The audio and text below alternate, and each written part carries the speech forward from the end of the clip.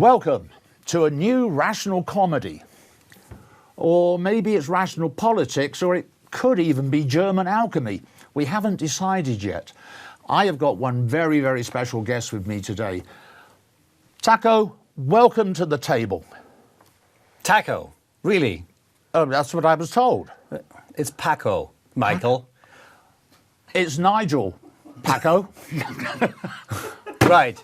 Shall we do this all over again? No, let's carry on. All right. Tell me a little bit about your background. It actually has happened to me before, like that people thought I was called Taco, which is like the weirdest, whose mom loves Mexican food so much they go like, that's what I'll name my child. I have known a number of Germans, so I think I can come up with some names. Well, I do have name. I'm sure you do. Paco is not my real name. I lived in Spain for 8 years. Okay. So that's where my neighbor Amparo in Valencia just got really tired of my stupid German name, Erhard. Because, I don't know if you've been to Spain, but Spanish people and the letter H are not friends. Are not friendly at all. So it was like, Gerard. So eventually she's like, fuck your stupid name. You're called Paco now. That's reasonable. Which is like, my real name is actually Frank Erhard Hübener. And it doesn't get more kraut than that. Oh my God. Now, weirdly, Paco is short for Francisco in Spanish. So yes. my Frank Erhard Hübener, so yeah, that's how that actually makes sense. Okay. You were born in Germany. Whereabouts in Germany? I was born in Munich, actually. Okay. So technically I'm Bavarian. Bavarian, but, yes. When I go there now, I feel like I'm abroad. They're very different. They're very weird Bavarians. By the way, I don't know if you know this, but 89% of Germans laugh at lederhosen. The rest are Bavarians. Yes. It's not a German thing. I had actually heard that before. Funny you should mention that. Actually, I used to love visiting Munich because the food is so special. Yeah, it is really very nice. is. I don't quite know how we got onto food this early in our conversation. Anyway, so your background, born and raised in Germany. Yeah. But then you started to do a lot of world travel, didn't you? Well, yeah, firstly, when people ask me where I'm from, it's kind of hard to say because, due to my dad's job, we moved every 2 or 3 years. Mm-hmm. So I grew up in 8 or 9 different regions of Germany. And then when I was 17, I actually lived in America for a year in North Carolina, and I loved it. And I felt like this is the country I should have been born in. It's, I really do love America. And, now I'm back to my old true love, and you've let yourselves go a little bit. But yeah, so I was there. Then later I lived in Italy for a while, and eventually I just hitchhiked out of Germany completely. I wanted to be Jack Kerouac at the time. Okay. And so I just left Germany, thumb out, and traveled back to Italy again, and then eventually to Spain, where I then ended up living for 8 years. Then I went to your home country for a couple of years. So went to London, England, and started comedy there. And so there's right. And then I did that all over the world, like in Australia and Canada, New Zealand, and here. And so it's all a weird mix in a way. It's funny because when we were talking before we started recording, you said your sister lived in Woking. She does. Oh my goodness! By her own choice. Will you please pass on my full condolences to her next time you talk to her? Woking? Yeah, I don't really? think they have phones yet, so I'll try to talk to her. That's going to make a few of my Brit friends laugh, so that's okay. So, yeah, I know. So how many countries have you actually lived in? Oh, let me see. So Germany, Italy, Spain, England, America. If you count Australia, for years I toured there 3 or 4 months a year. So I will have, let's say, spent about 2 years straight in Australia kind of. So have I lived there? I've never paid taxes there, but then I don't pay taxes anyway. Just kidding. And Canada. I've also, toured in Canada a lot. Oh, okay. So between 5 and 7. Yeah. Actually, very similar to myself. I started off in Norway, went from Norway down to Holland, went from Holland over to France, went from France back to Norway, Norway to England, England to Belgium, Belgium to Germany, and then over here. Nice. So that's awesome. But I love travelers. I think traveling is so important. I think actually every person, if I had a choice or a say, then every person in the world would be forced to live in a different country for a year. Because suddenly you see like other people, they're not stupid or evil or whatever. You like, oh, what they do totally makes sense in the context, and you you see that, you know, they're lovely, like 99% lovely people everywhere. And yeah, so like I know that living elsewhere has given me a lot, and a lot of also feeling for things that are different and that I don't understand yet. And I think lots of people normally have a lot of resistance against things that are different, and they call them, you know, stupid and wrong or whatever. So, yeah. It's how you learn. I was lucky when I was working in Belgium. I travelled all over the world non-stop, 3 years. Tired me out, but I wasn't married. Didn't matter. Nice. One thing I discovered, and I think you discovered exactly the same thing. When you get down to it, everybody in this world has the same problems. Has the same worries. Yeah, the same wants, the same wants, cares. the same needs, the same everything. Yeah. So when you really get down to it, we're just one world. I wish a lot of damn people would understand that. Well, yeah, that's the thing, you know, that people are the same everywhere, 80% idiots. But yeah, absolutely right. That is, and still there's cultural difference. Yes. But that's fascinating. It's so cool. Like, again, it's cool and weird how Americans are a certain way because of how the country was formed, how, you know, centuries of history have influenced them. We Germans still strongly influenced in character by, say, the 30 Years' War from 1618 till 1648. Right. Because, you know, about 30, a third of the population died in, you know, like, yes. And there was like 30 years of just slaughter and of chaos and of unpredictability. So our sense of order and wanting everything to be predictable and planned and all that goes back to a long history of not having that, never having order, always having to make order in order to survive. Right. And I find that fascinating. And I think, you know, our differences should be interesting to us, and we should all know that in many things we're the same, and where we're different, be curious about it. For Absolutely. God's sake. Every person, like, you know, like, let's send everybody abroad for a year. If you get sent to Uzbekistan, bad luck, but you know, like, somebody has to do it. And they're probably lovely people. It's just their politics isn't great. That's right. I mean, everywhere I visited, no matter whether it was a left-leaning or a right-leaning country, the people were the people. Yeah. They really were. And if you took the time, one thing I hated, the Brits, obviously, you know, we're everywhere. We really are. We're like a bad cold. We spread everywhere. Yeah. And then you own the place. Yes. But that's the thing that really upset me. You know, like, well, why don't you join the British club? Why the hell? I'm living in Belgium. Why do I want to join the Brit club? I'm here in Belgium. I'm here to enjoy Belgium.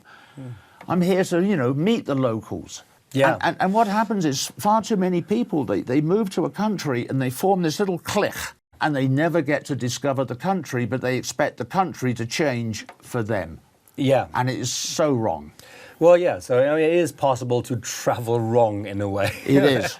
It is. Yeah, I mean, to a degree here, like the German clubs that I do a show, 5-Step Guide to Being German, just explaining why, like what I just, you know, some things, why we are the way we are with comedy. And so there are German clubs all over, you know, America that I perform for, and they're also like, it's this interesting mix of clinging to something that doesn't exist anymore, but also to a degree I understand that, you know, the things you grew up with that you're nostalgic for. I think if you find a good mix between fitting in and becoming part of that other culture, then it's okay if you bring something to the table that, you know, isn't from there, and, you know, that you're still in love with the things from your childhood. Absolutely. But I have seen that too, that there are people who just, you know, normally also feel superior to the country around them. And yeah, and never really see anything. They're there, but they don't really see anything. Yeah. I think we better get back to why you're really here. But this has been fascinating. Because I'm German, I wanted to be a comedian. So absolutely. Do you think I could stay there? That's unusual to start with. No. Let's talk about your comedy and the way that it's different depending on where you're performing. Because you performed all over the world, haven't you? Yeah, near enough. I have, yeah, pretty much. Like Malaysia and Singapore, and even exotic places like Austria. And so my comedy is partly it's I'd say a mix of,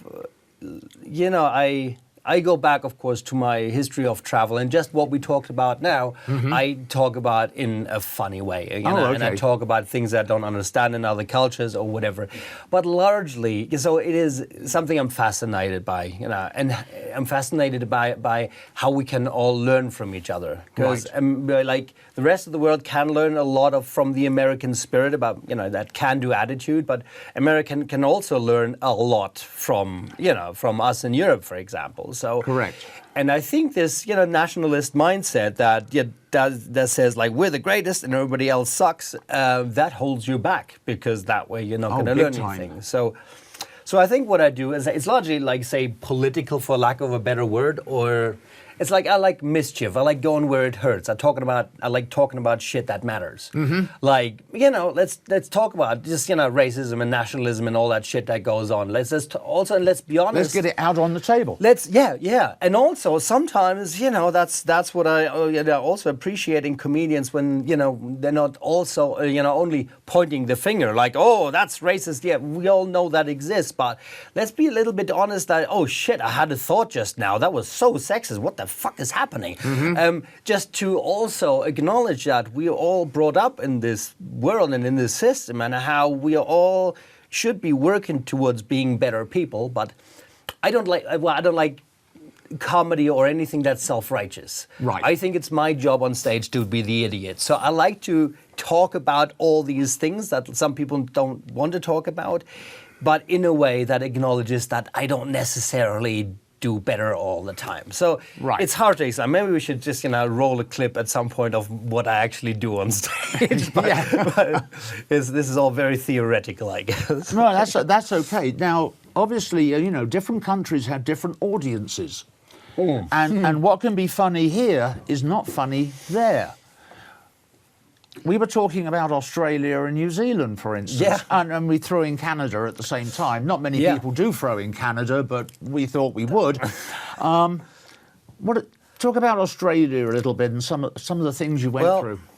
Well, I think like audiences are different again, because cultures are different, and I've always felt and I've also seen British comedians, British friends of mine, partly big TV comedians in Britain, who went to Australia expecting Australians to understand their references. Right. Like, we all know how Brummies are. We don't even know what Brummies are. People from Birmingham. Like, but they just go there and expect, another country to, just understand. So, because I'm always fascinated and curious, I try to adapt and, find out stuff about the other country. And then, I like Australian audiences. We talked about this because... Yes. Especially in comparison to Canadian audiences, where I've performed a lot. Now, I love Canada, and I've been there a lot, but their audiences, Canadians, too polite.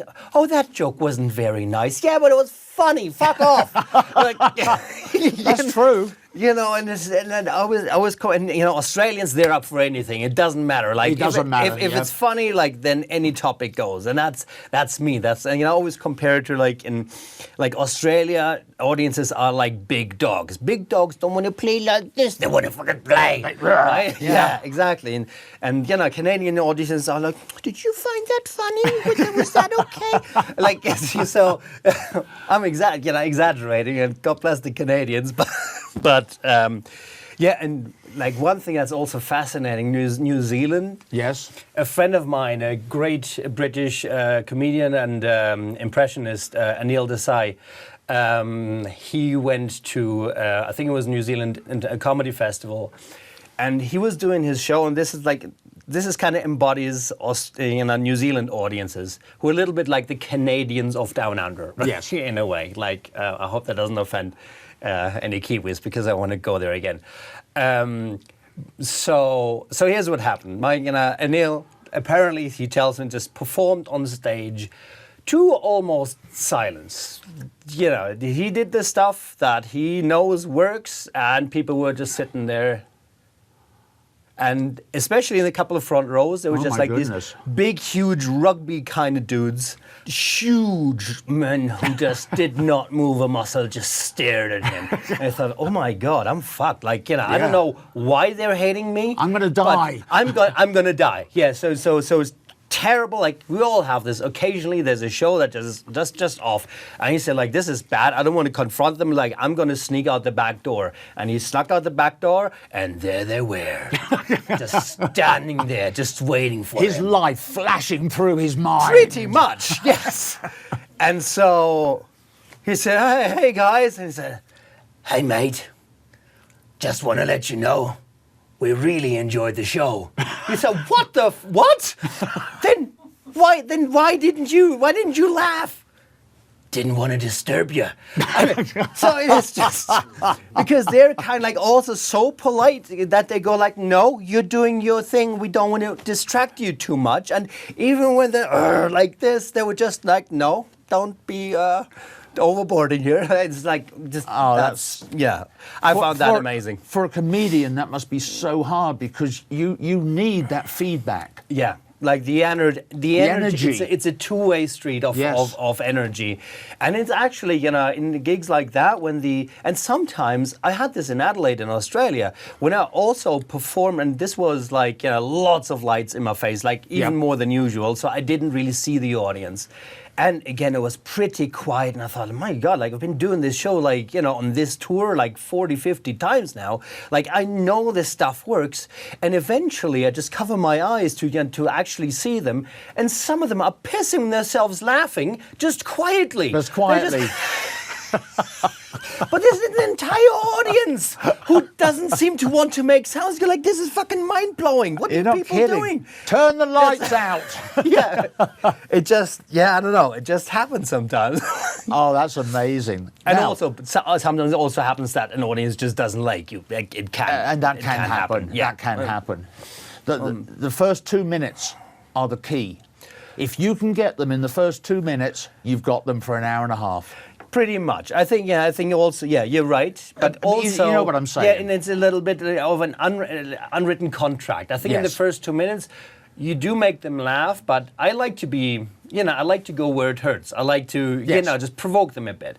So if I didn't do that for 20 minutes and then suddenly I start talking about like horrific things, then they go like, whoa, hang on a minute. That's not in the contract, as it were. So yeah, you're right. The first, when you start, give them an impression already, just, what to expect. Yes. And get them on board with that. And then normally they relax into, okay, this is what's happening apparently. Right. I've told the story before, but when we were doing witness for the prosecution up at the Longmont Theatre Company, our set designers had built this set which absolutely equaled the High Court in London, the Old Bailey. It was a magnificent set. And the curtains, of course, were closed. In the show, there were two scenes. The first scene takes place in the solicitor's office, and then the second scene, which is an hour and a half long, took place in the courtroom. Opening night, we had never discussed this. I'm playing the judge, powdered wig, the works. The curtains opened and the audience burst into applause and cheering. And I'm sitting there going, oh shit, what do I do? Oh, wait a minute. They're part of, they are in court. So I just started hammering. Oh, yeah. Silence in court! I'll have you all evicted. And of course, that just got them going even more. Yeah. It was perfect. To finish off, now you are mixing now a lot of political ideas in with your comedy. Yeah. Okay? Talk a little bit about that, because that's a very difficult thing to do. Well, mixing in political ideas, I wouldn't go that far. But I think, nowadays we all know that, America is at an interesting point. So, and I think it's about high time that you have a German here who, because we've done some product testing for you guys. Fascism, 1 star. Wouldn't recommend. Wouldn't recommend so, German perspective might be valuable these days. But so, I'm interested in politics, but ultimately, how do we make our lives better? How can we stop being assholes to each other? Basically. So I, on the one hand, I'm definitely... I think Trump is the very wrong direction. and I'm, like it's weird because I feel like on the right now you have some actually actively evil people who Yes. actually in meetings behind the scene who actually want to dismantle democracy. Right. Like, so you have some actual evil on the right. On the left, we're not so much evil, but we're fucking annoying.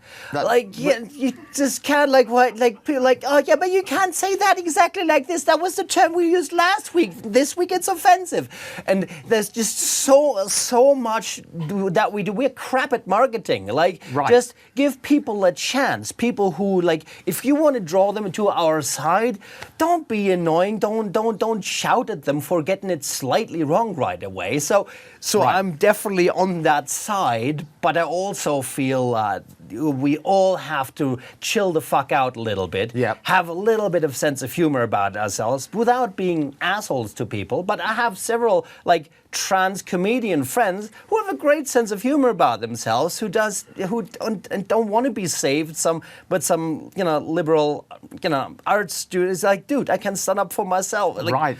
And so I think just love and respect for each other, to me, maybe I'm too Australian influenced, but goes together with having a laugh about each other, joking about each other, Right. but also like if you say like, I don't want to hurt people, like, and I'll apologize if I go like, oh shit, that was actually something, because you have to control whether you're an asshole or not.